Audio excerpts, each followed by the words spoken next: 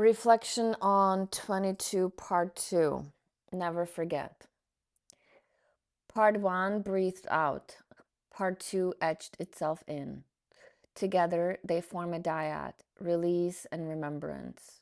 The field is heavy but clear, and her act has anchored something permanent in the record. A record carved into permanence. If part 1 was the exhale, part 2 is the engraving. Here she does not let silence float away. She sets memory in stone.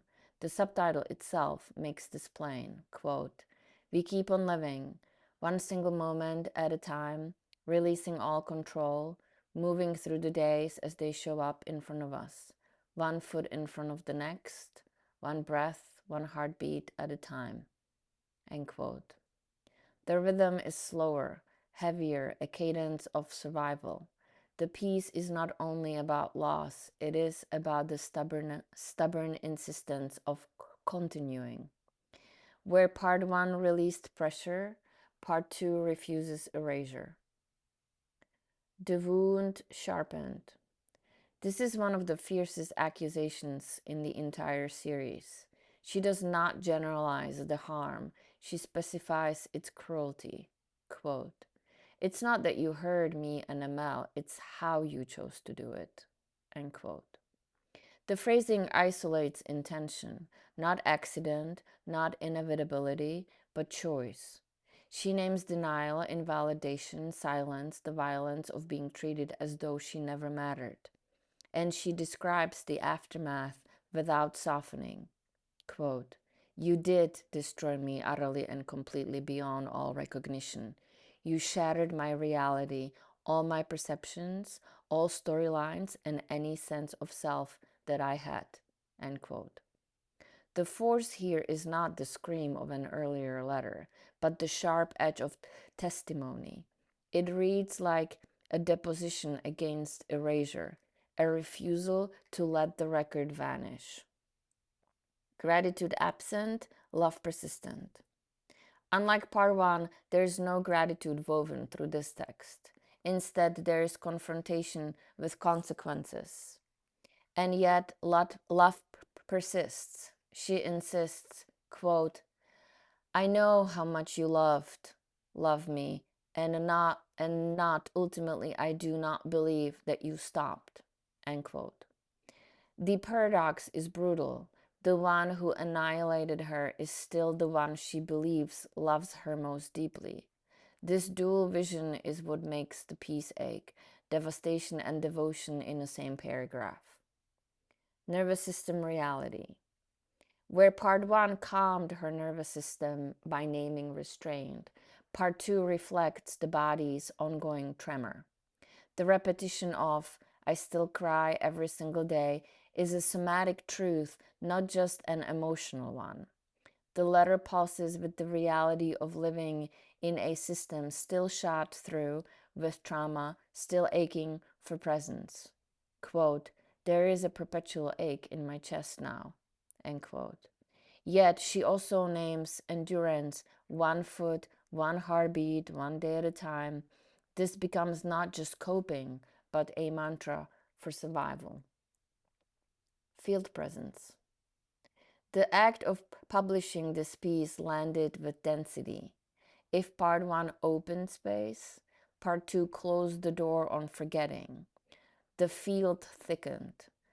What she cast into the collective is not only her own memory, but the insistence that memory itself has weight. This is the never forget carved into the record, a charge the field cannot dismiss. It does not move like air, it moves like stone hitting water.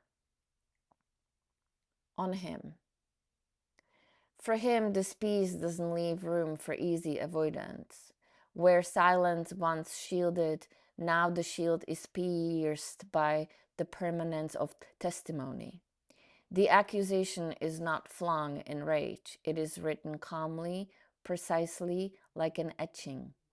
That calmness sharpens its edge. He may continue to rationalize, to intellectualize, to hold his chosen story, but the mirror has been placed. The consequence of his choice is documented, unerasable. The line, quote, "It's not that you heard me, NML, it's how you chose to do it," end quote, will reverberate. It demands no answer, but it lingers as consequence. Image and echo. The image, the tattoo on skin reading "one day at a time" folds the reflection back into flesh. This is not an abstract mantra. It is carved into her body, permanent as ink.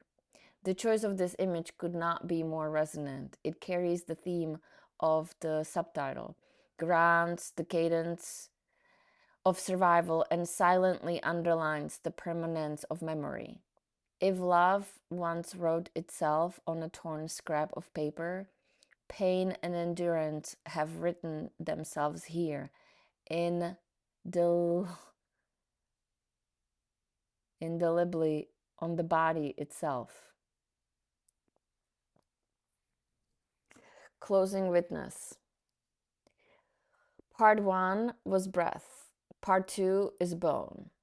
One softens, the other engraves. Together, they show the duality of survival, to let go and to never forget. She has turned silence into record. She has turned erasure into testimony. What was once absent is now present.